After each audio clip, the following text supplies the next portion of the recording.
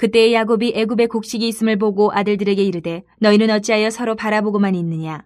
야곱이 또 이르되 내가 들은즉 저 애굽에 곡식이 있다 하니 너희는 그리로 가서 거기서 우리를 위하여 사오라. 그러면 우리가 살고 죽지 아니하리라 하매 요셉의 형 10사람이 애굽에서 곡식을 사려고 내려갔으나 야곱이 요셉의 아우 베냐민은 그의 형들과 함께 보내지 아니하였으니 이는 그의 생각에 재난이 그에게 미칠까 두려워함이었더라. 이스라엘의 아들들이 양식 사러 간 자 중에 있으니 가나안 땅에 기근이 있음이라.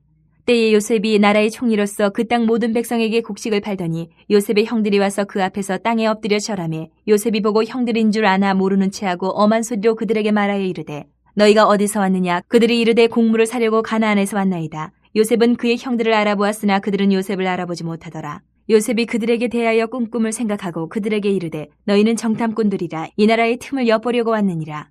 그들이 그에게 이르되 내 주여 아니니이다. 당신의 종들은 곡물을 사러 왔나이다. 우리는 다 한 사람의 아들들로서 확실한 자들이니 당신의 종들은 정탐꾼이 아니니이다. 요셉이 그들에게 이르되 아니라 너희가 이 나라의 틈을 엿보러 왔느니라. 그들이 이르되 당신의 종 우리들은 12 형제로서 가나안 땅 한 사람의 아들들이라. 막내 아들은 오늘 아버지와 함께 있고 또 하나는 없어졌나이다. 요셉이 그들에게 이르되 내가 너희에게 이르기를 너희는 정탐꾼들이라 한 말이 이것이니라. 너희는 이같이 하여 너희 진실함을 증명할 것이라. 바로의 생명으로 맹세하노니 너희 막내 아우가 여기 오지 아니하면 너희가 여기서 나가지 못하리라. 너희 중 하나를 보내어 너희 아우를 데려오게 하고 너희는 갇혀 있으라. 내가 너희의 말을 시험하여 너희 중에 진실이 있는지 보리라. 바로의 생명으로 맹세하노니 그리하지 아니하면 너희는 과연 정탐꾼이니라 하고 그들을 다 함께 3일을 가두었더라. 오늘 이 42장 말씀은 요셉 이야기에서 중요한 전환점이 되는 부분입니다. 가나안의 기근, 그 지역이 가나안뿐만 아니라 전 지역이 기근이 들었습니다. 바로가 그 꾼 꿈처럼 이제 기근이 들어요. 야곱의 아들들을 양식을 구하러 애굽으로 내려갔습니다. 그런데 그곳에서 그들은 오래전 자신들이 팔아넘긴 동생 요셉 앞에 서게 돼요. 형들은 요셉을 알아보지 못하지만 요셉은 그들을 알아봤습니다. 이 장면, 우리가 예전에 앞서 있었던 장면을 떠올려야 됩니다. 하나님께서는 기근과 두려움과 시험을 사용해서 잊혀졌던 약속을 이루시고 숨겨졌던 죄도 드러내시고 회복의 길로 인도하시는 분이다 라는 것을 우리가 오늘 이 말씀에서 찾아내고 은혜를 받아야 됩니다.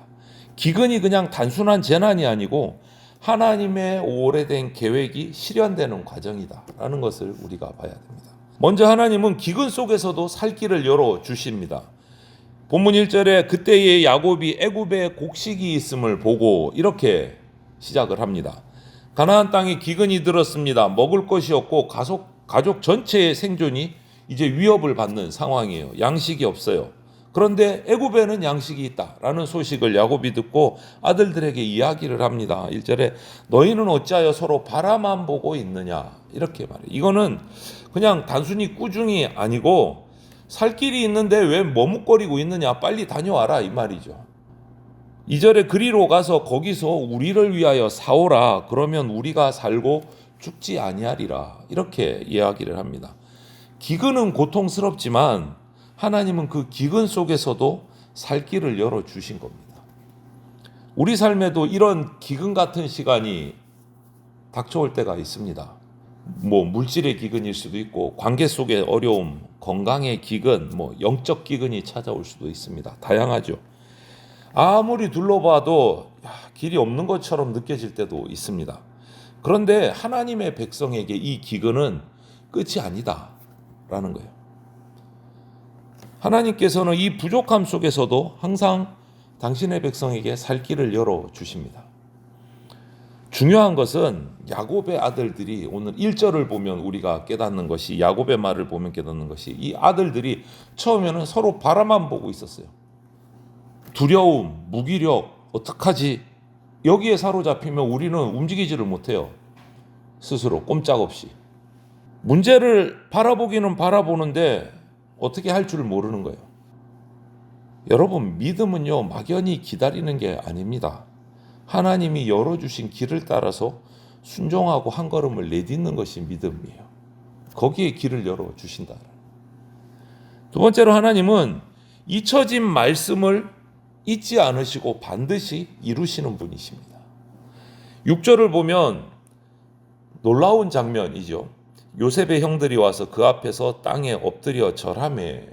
이 장면을 보면 오래전 요셉이 어렸을 때 꾼 꿈이 우리가 기억이 나요. 형들의 곡식단이 자기 곡식단에 절하는 꿈을 꿨다. 그래가지고 미움을 또 받았죠. 그런데 그 꿈 때문에 형들은 요셉을 미워하고 결국은 애굽에 팔아넘기는 사건까지 일어났습니다. 그런데 그리고 세월이 지났어요.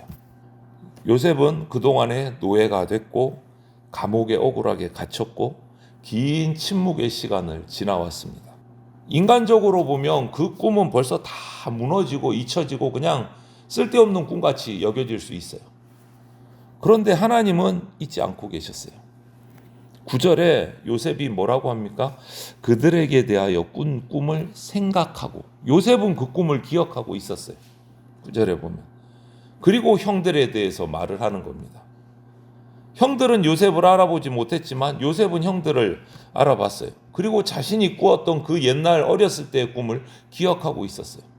여러분, 사람은 하나님의 약속을 잊어버릴 수 있습니다. 하지만 세월이 지나면 그러다 보면 꿈이 희미해질 수도 있어요. 말씀도 묻혀져 버릴 수가 있어요. 우리의 상처가 당장 크면 하나님의 말씀을 그냥 잊어버려요. 근데 하나님은 잊지 않고 계십니다. 하나님이 주신 말씀은 사람의 배신, 긴 침묵의 시간들 이거 지나도 반드시 없어지지 않고 이루어집니다. 요셉의 꿈이 그냥 지나가는 꿈이 아니라 하나님이 주신 꿈이었다는 게 오늘 확인이 되는 거예요. 하나님이 이루시는 거예요. 형들이 땅에 엎드려 절함으로 오래전에 어린 소년이었던 요셉에게 주셨던 그 하나님의 꿈이 오늘 이루어지는 거예요.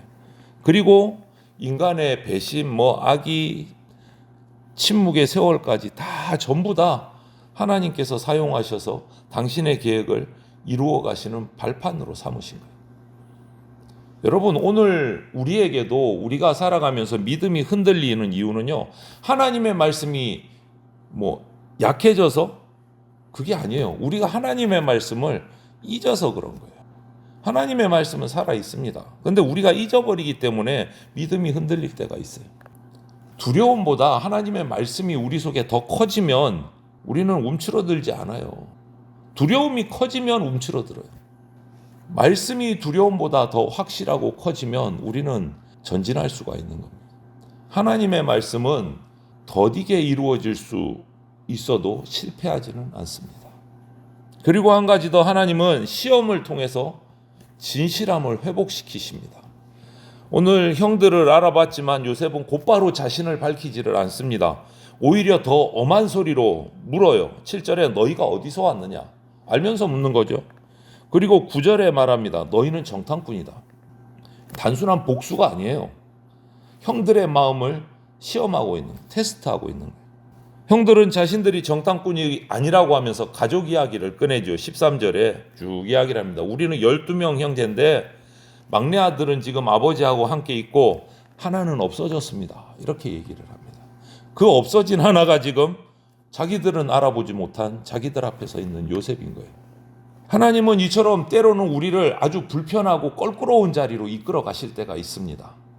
감추고 싶었던 어떤 사건이나 말들, 묻어두고 싶었던 어떤 죄악들, 내가 그냥 생각하기 싫고 외면했던 상처들, 이런 것들을 마주하게 하실 때가 있어요. 아주 불편하죠. 근데 하나님은 왜 그렇게 하실까요? 벌 주시기 위해서? 아니요. 회복시키시기 위해서. 회복시키시기 위해서 그 자리에 마주서게 하실 때가 있습니다. 여러분, 죄가 드러나지 않으면 회개는 있을 수가 없어요.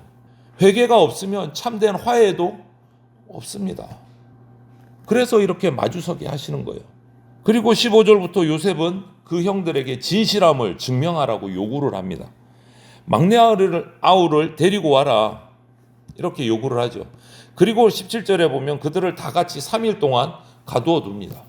이 3일 동안 이 형들을 가두어 두는 것, 요셉을 통해서 형들의 그 숨겨주었던 아버지에도 숨겼고 지금 계속 숨겨져 있는 거예요. 아버지 야곱은 그냥 짐승에 물려서 요셉이 죽은 줄로 알고 있는 거예요. 지금까지 꾹꾹 숨겨져 있던 죄악이에요. 그런데 그 죄를 감추었던 죄를 드러내고 들추어서 회개로 인도해 가시는 과정이 이 가두어둔 3일이에요. 3일 동안 무슨 생각했겠습니까? 형들이 갇혀 있으면서. 또 이 3일이 과거를 직면하는 시간이었어요. 아무것도 하지 못하고 과거에 자신들이 했던 이 잘못들을 되돌아보는 시간이 되게 맞는 거예요. 뉘우치도록 징계의 시간인 거예요. 여러분, 하나님이 우리를 시험하시는 것은 우리를 그냥 무너뜨려서 엉망을 망하게 하시려고 그러는 게 아니에요. 진실을 끄집어내서 바르게 세우시려고 우리를 테스트하시는 겁니다. 요셉이 형들을 시험한 것은 죽이려는 게 아니고 다시 살리려고, 화해하려고. 하나님도 우리를 그렇게 똑같이 다루십니다. 그것은 아프지만 살리는 손길이에요. 불편하지만 회복으로 이끄는 하나님의 은혜입니다. 하나님이 사랑하시는 성도 여러분, 오늘 우리에게 이런 기근이 있다면 우리는 낙심하지 맙시다. 하나님은 기근 속에서도 살 길을 열어주시는 분이세요. 오늘 우리 안에 잊혀진 말씀이 있다면 다시 그 말씀을 기억하고 붙잡아야 됩니다. 하나님은 우리가 잊은 약속도 반드시 신실하게 이루시는 분이십니다. 오늘 또 나를 불편한 진실을 마주하게 하신다면 그 자리를 피하지 말아야 됩니다.